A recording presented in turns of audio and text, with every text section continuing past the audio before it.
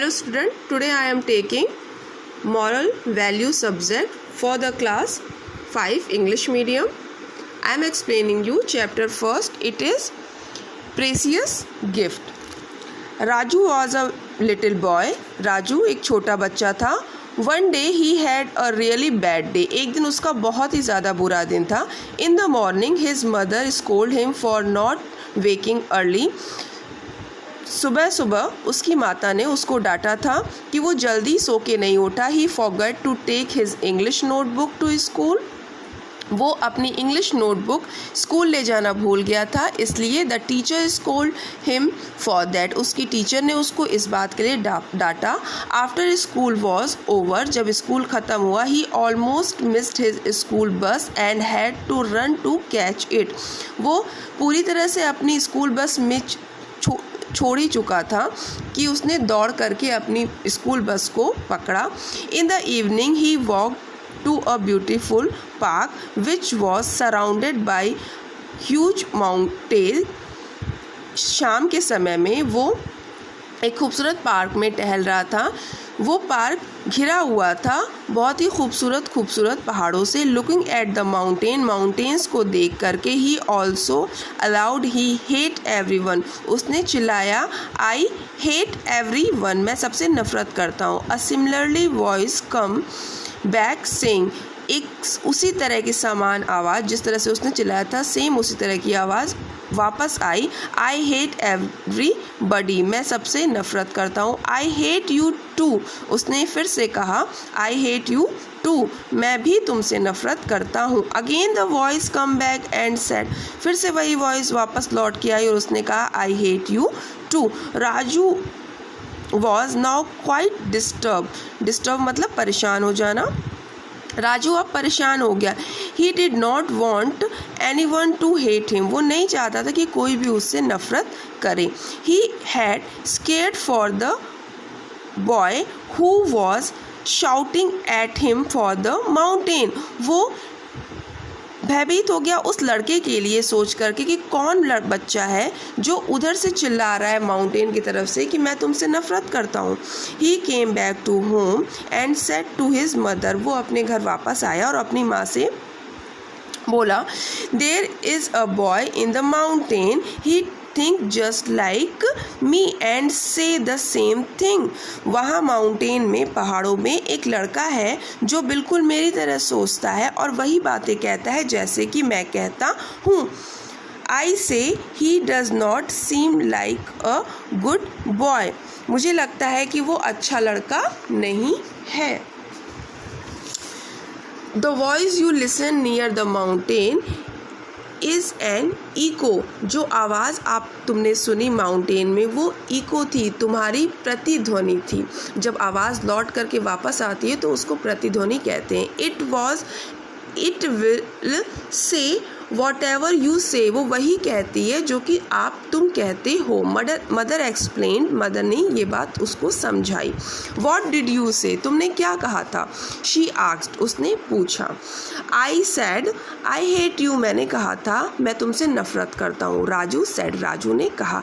Now go back and से something good, अब वापस जाओ और कुछ अच्छा कहो.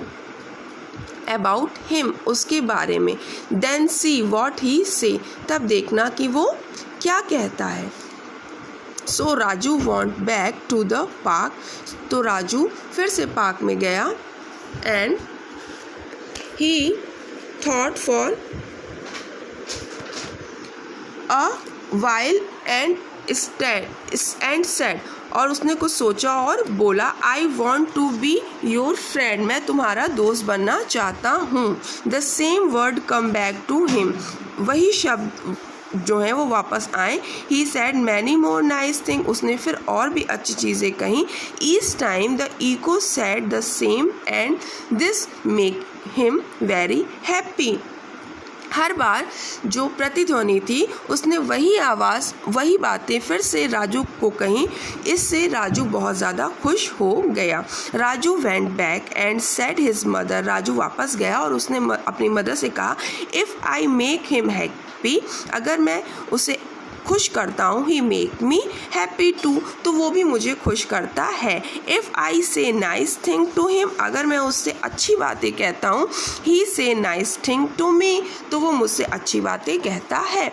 Mother smiled and said, mother मुस्कुराई और कहा, दैट इज़ वॉट, ये ऐसा इसलिए, we should be with everyone, we should do with everyone, son, what we give comes back to us, ऐसा इसलिए सन क्योंकि हम लोगों को जैसा देते हैं वैसा ही हमारे पास वापस आता है। This spread the feeling of peace and harmony, हमें हमेशा शांति और सौहार्द का माहौल फैलाना चाहिए। Peace is a precious gift, शांति एक मूल्यवान गिफ्ट होता है। विच मेक समवन हैप्पी, जो कि किसी को खुश कर सकता है। बाय वॉट वी से, उस चीज़ से कि हम किस प्रकार से कह रहे हैं। एंड डू फॉर देम, और क्या कार्य किसी अन्य व्यक्ति के प्रति कर रहे हैं।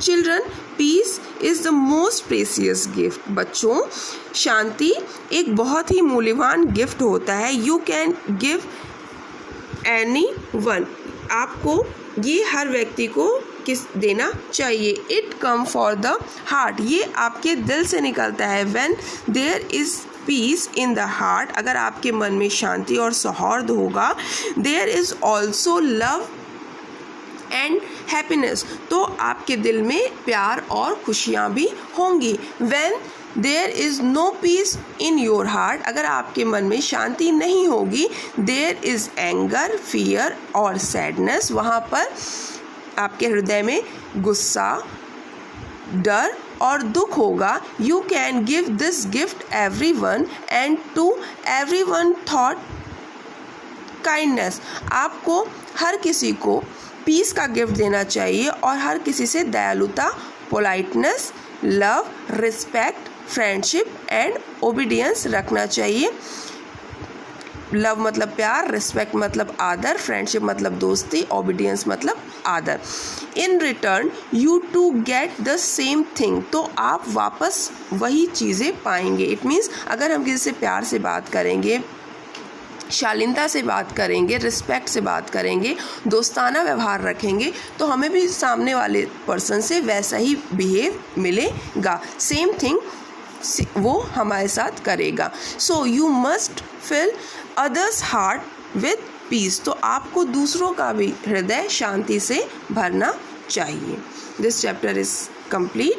You can take this chapter's question answers and exercise from the school.